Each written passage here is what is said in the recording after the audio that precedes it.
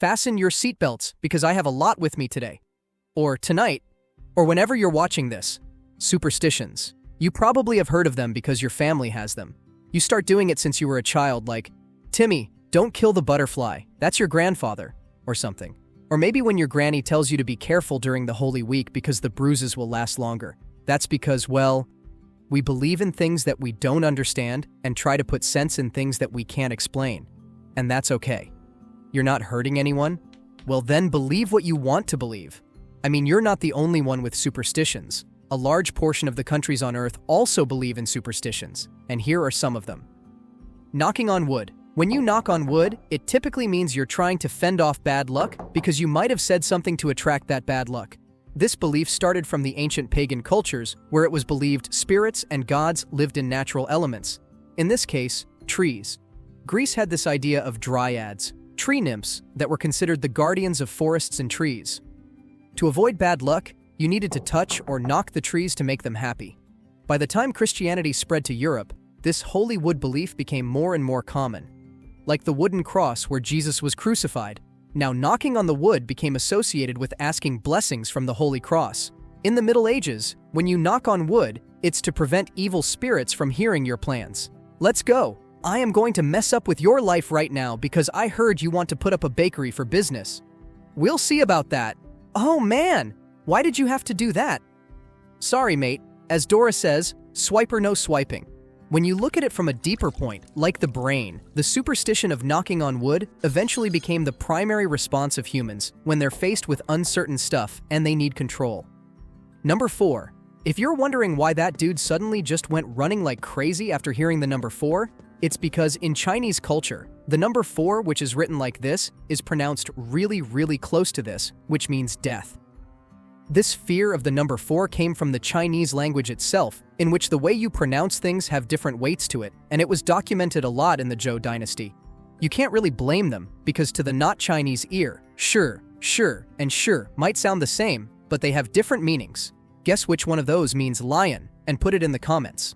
In the 20th century, China under Deng Xiaoping, the number 4 had this scary connotation. So when people started to buy homes, they considered this idea and started avoiding this number. It didn't matter where it is, address, floor number, coordinates, the Chinese started disliking the number 4. And since no one will be willing to buy any property with the number 4 to it, construction companies avoided making it in the first place. 4th floor was removed, so technically it's still the 4th floor, but it's now the 5th and so on. When they get phone numbers, the people liked the numbers without the number 4 because of that reason, and businessmen took advantage of this by offering premium numbers with lucky numbers like 8, which when pronounced, sounds closely similar to a word that means prosperity.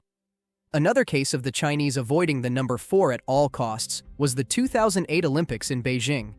They could have started the opening at any time, but they chose to start it at 8:08 p.m. on the 8th of August 2008, so the next time you count in Chinese, it's going to be like 1, 2, 3, 5, 6, 7. Woo! Black cats. So there you are, just going about your day walking home. All of a sudden, a black cat crosses your path. If you believe in the 13th century Christian belief, start counting your days. Back in the Middle Ages, black cats were linked to witchcraft and the devil. In 1233, Pope Gregory IX made a decree where it basically says, black cats are spawns of Satan. This had people going out and killing black cats, which backfired hard. Cats kill rats. With cats having little numbers, rats became more populated, and the plague happened. Along with the decree came the idea of seeing a black cat meant death or illness. It got fueled more during the Black Death. If by any chance you lived through the Black Death, encountering black cats during the Renaissance meant you were being cursed by witches. You'll need to go rushing to churches so you can wash that bad luck off. Did I say witches? I did. And the belief of black cats being witches reached Salem. Although it wasn't like this globally. Black cats in Egypt were considered as the reincarnations of the goddess Bastet, protector of home and family. If you killed a black cat in ancient Egypt, it was a serious crime, and prepare to meet Osiris in the Duat. Japan also considered black cats as good luck, and sailors believed that having a black cat with them would protect them from storms and would get them fishes. I wonder how an ancient Egyptian and a medieval European would react when they see a black cat walking while they're on their way to somewhere. Satan! Eliminate the devil! If you want to go to the cat, you'll have to go through me first, I see. It becomes a Tekken match. Breaking a mirror. When you break a mirror today, you'll probably just say, "Oh no, I broke the mirror. Guys, be careful of the shards." Like it's just a normal day of you breaking another mirror. But in ancient Greece and Rome, breaking one meant 7 years of bad luck. The Greeks believed that reflections held a piece of a person's soul. Stories like Narcissus also fed into these superstitions, where he fell in love with his reflection and he died. The Romans took this belief to the next stage of superstitions, putting a time span. Yeah, they gave you a length of time on how long you'll be cursed, and it was 7 years. The Romans believed life restarts every 7 years, so any damage to the soul will only heal after this period of time. Because to them, mirrors hold this magical power over the person looking at it. My 9th grade literature teacher would have loved talking about this. "Hello, Miss Cromwell. Shakespeare wrote, 'The curtain was blue because it was blue, not because he was sad.' Apart from this, mirrors were expensive in the ancient times. So if you break it, it would mean a big property loss which could spiral to a series of unfortunate events for the owner of the mirror.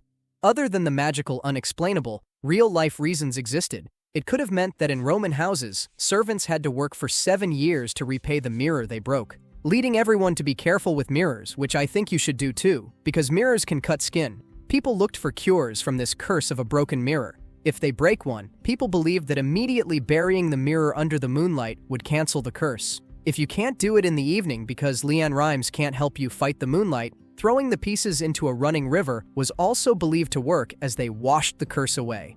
If all is lost, the last resort is to break the broken mirror even more, so it doesn't reflect anything. You might have been cursed your whole life after crushing the mirror back to sand, but at least you took one for the team. Beginner's luck.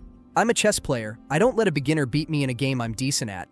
If a 200 rated beginner beats me as a 2200 rated in rapid, that almost always means one thing. This guy beat me, not the beginner. But beginner's luck is believed to be an unexplainable luck that people of no experience have when they're doing something. You win $1 billion in a casino after going in one for the first time? Beginner's luck. You earn $2 million after betting your life savings on a horse you never knew because it was your first time betting in a horse race? Beginner's luck. You get the point. This could be surprising to experienced people in that field because it contradicts the idea of practice makes perfect. The most popular reason behind this superstition is beginner's mindset, where a beginner's approach to something new is to have zero expectations and strategies. So they might try weird stuff that most people who have experience would not. The experienced would not expect this and give the illusion that the noob is winning against all odds. You'll never win this. You're a complete beginner. Do you even know how to hold a gun? What was that? I guess it's beginner's luck. Another one is confirmation bias. When a newbie performs well, it would stand out because it's unusual. But in reality, newbies perform like absolute bozos more often than not, although the bias would cancel that out and only see the beginner's luck as something more common than it actually is.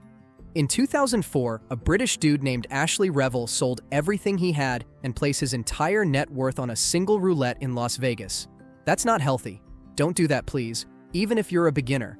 But in a stunning display of incredible luck, he walked out of that casino with $270,000 in his pocket.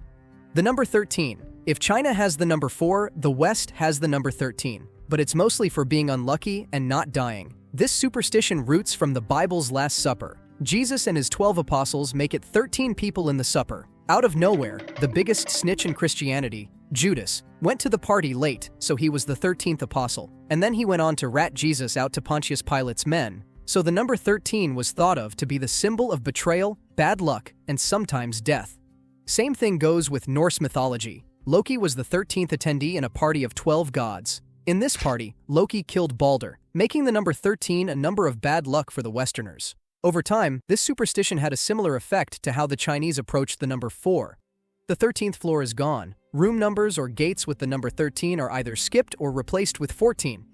Whoever messed with the timeline of our universe might have found it funny to add fuel to the fire, because on the 13th of October, 1307, King Philip IV of France arrested the Knights Templar. This happened on a Friday and started the Friday the 13th superstition. But this one came in a little bit later when it was made popular by books like the Da Vinci Code. Also, this guy, Captain William Fowler of New York, tried to challenge this superstition by creating the 13 Club in 1881. The club literally did a lot of things associated with the number 13, had dinners on the 13th day of the month, at 8:13 p.m. in rooms numbered 13. But even if the club kept doing it, the fear of the number stayed. The club eventually went out. Even if you believe in it or not, it probably is scary. Itchy palms. This belief spans across many cultures. You probably believed this in one point of your life, when you were broke or something, I don't know. People believe that right palm itch means you go get that bread band for band, and left palm itch means you better start working 500 9-to-5s because you're about to lose some money. This itchy thing slightly differs per place, but the idea is the same. This superstition mostly comes from old traditions where you receive with the right hand and you give with the left. In Western culture, people think of the itchy right palm as good because the right side of the body is connected with fortune and the opposite for the left. I don't know what the rationale of that is. Don't come at me. In many cultures, an itching left palm can mean a lot of things that you need to pay for: bills, fines, or your monthly alimony. Whatever it is you need to pay, an itchy left hand will remind you about it. To cancel the bad luck, it is said that you should rub your palm on your wood, on a wood, or just don't scratch it at all. However, in Eastern European cultures, this itchiness are reversed. It's lucky on the left, and it's not on the right. Based on the superstition, when your right hand itches, you should never ever scratch it because you might be scratching away the good fortune you're about to get. Coffin sleeping. In Chinese cultures, there's this thing called feng shui. It's a practice where you need to place things in a specific position to make the flow of harmonious energy in your home better. One superstition in feng shui is when you place your bed where your feet are facing the door meant bad luck. They call it the coffin position. It started out from Asian cultures where people who pass on were carried out of their homes, feet first through the door. Feng shui adapted this and interpreted it as an attraction to misfortune and harmful to the energy flow. This energy will go blazing in your room and directly hits your body, making them vulnerable to feeling drained or sick sometimes. If you're someone who doesn't have a bedroom the size of 500 football fields and you don't have so much space to reposition things, don't worry, feng shui has your back. So what you need to do is to put a furniture, like a footboard, between the bed and the door. These furniture should do the trick on deflecting the feet-hungry energy to somewhere else.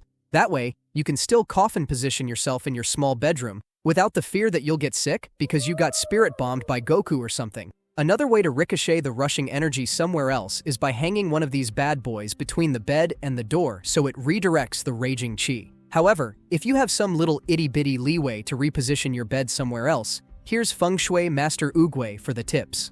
If you're sleeping on your bed, make sure you see the door, for you are in the commanding position, where you're the head of the floor. Your bed's bar-like headboard will only lead you to fail, so if you want to be successful, change the board to a solid one and stay out of jail. This has been Oogway, leaving you with one saying: there's no harm in loving your life, as much as Leonardo DiCaprio loves girls younger than 25. But if you're confused with things, go out and touch soil. Just don't go to a rapper's home with 1,000 bottles of baby oil. Breaking glass.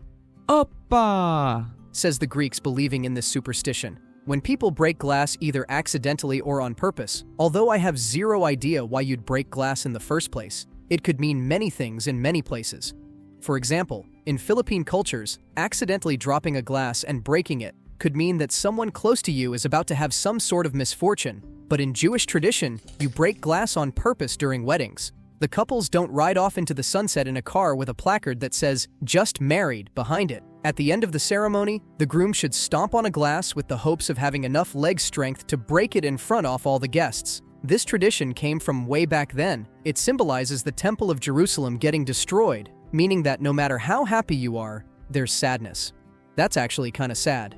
But yet, the happy part of it is when the glass is broken, it means the break of the old cycle for the Jews and a start of a new life for the couple, attracting blessings to the pair. The clink-clink of the glass when it shatters also meant for them that any bad energy that used to be with them is now gone, and it's a brand new start with a clean slate. The Greeks also do this with a similar idea in mind. They believe doing this superstition would scare away evil spirits. Oppa! As the Greeks would say as the groom breaks the glass. It's an expression they say if they're enthusiastic about something. In this case, the superstition and the wedding. So, the next time you break a glass, it's up to you what belief you will choose. The bad one, where you'll put unnecessary pressure on yourself, or the good one where you go, just don't break a lot of plates like Logan Paul to manifest good luck. Toe clipping at night. Short explanation, it brings bad luck or death. That's the TLDR of this superstition. But since you're already this far into the video, might as well watch the whole thing. See, Before the modern times where ring lights or LED lights were a thing, people relied on candles or lanterns. These made almost anything at night a lot riskier. You leave it on sleeping? Fire. You walk with it going home and you trip? Fire. You burn witches with it? Fire. Using sharp tools like nail cutters and light sources that weren't bright meant one of your foot is playing with fire. Idiomatically literal. And if you try to treat those injuries with the same dim light, infections could happen. In Japanese and Korean cultures, it was believed that cutting your toenails at night would attract evil spirits. Oh, yes. Keep doing that, Japanese boy. I'ma go in your home now. This spirit right here was believed to cling onto the nail clippings left in the dark and give whatever bad luck it could. For the Koreans, they believed that rats collected these clippings at night and used them to steal a person's soul. So not only are you out of luck, you're also cooked. Like, this cooked. Would you have the word cooked any other way? You won't even go back to the lobby this way. Another belief about this superstition in Japan was that it could cut ties with your dead ancestors. Not that you had any connection with your great-great-great-great-great-great-grandparents, but still, it could cut ties with them. The same thing goes with India. When you cut your toenails at night, Lakshmi, the goddess of wealth and prosperity, will be mad at you, and you'll go broke. Maybe don't clip your toenails at night, even with your flashy LED lights. It's hard to clean stuff under this purple lighting. Sneezing 3 times in a row. Today, sneezing more than 3 times in a row like 10 meant 2 things. You either need medical help or you're hogging all the bless yous. But where did the bless you come from in all of this? First, people believed that sneezing a certain number of times in a row meant a lot of different things. Along with it was, bless you. In ancient times, like during the famous plague era, sneezing was a sign of illness. No explanations whatsoever, boom, you have the plague. Couldn't blame them since that was our first reaction too when COVID boomed. So, to counter the curse, the superstition package included telling the sneezer, bless you, to put divine protection onto them, putting the idea to people that sneezing was releasing the soul from the body. Maybe because the sneeze has a recoil strong enough to blow their physical bodies back away from their souls or something. After the plague, it became a superstition to say, bless you when sneezing just because. Going back to the number of sneezes. You sneeze once, someone's thinking of you. Sneeze twice, someone's talking trash behind you. Sneeze thrice, count your days. Sneeze more times than that, you're gonna go to heaven when you die from all the bless yous. Whistling at night. This one has many versions. Many of these versions share the same thing. In Japan, whistling after sunset was believed to attract snakes. Even worse, Tengu, the demon with a white van kidnapping people, will get you. This could have started from the snake's activity at night. Whistling could lure them out since your whistles probably sound like flutes and it would make them dance. In Mexico, whistling would call the witch called La Lechuza. La Lechuza transforms to an owl and waits for someone to whistle. When they do, well, it's one hit delete. Inuits believed in almost the same thing, except the spirit comes from the Aurora Borealis. Hawaii has the night marchers, the souls of their ancient warriors. When you whistle, they come. And when you hear their footsteps, accept your fate, say goodbye to your loved ones, write your last will. If you're someone who can't whistle at all, let alone at night, consider yourself safe, at least from this superstition. Pregnant women in funerals. This one comes from the reason that they are more vulnerable to negative energy during pregnancy. In many cultures, death has a strong negative energy, especially to the child in that uterus. The idea is that the dead might stick to the baby and save the child the trouble of living in an economically spiraling place and just unborn it before getting born. This is pretty popular in Chinese cultures, where funerals are known to be a big no-no for pregnant women. Wearing red is something that could counter this curse. But please don't wear red just to go to a Chinese funeral while pregnant. Red means good luck for them, and wearing that at a funeral or wake would mean you're celebrating the death of whoever died. That's why preggies just don't go. For the Iroquois, a pregnant woman attending a funeral would make the child inside vulnerable from spirits. These spirits would lure the child to the spirit world. Bro, they skadooshed the kid. The spirit of the child would stay there and lead to their physical bodies to remain unborn. Now here's the part where I give the more sensible reason for this superstition. In a funeral, sadness is the most common emotion, so is grievance. The mother being ultra sad could affect the child with her stress. The stress hormones going waka waka waka affect the development of the baby, possibly leading to early birth or other problems. Although many pregnant women have attended funerals without any issues, it's still best to not let them come, especially if the one who went through the portal was someone super close to them. I don't know how to end the video, so I will give you a random fact. 90% of the population lives in the northern hemisphere of the globe. You're welcome. I just gave you a fact you'll never use ever until you play Who Wants to Be a Millionaire.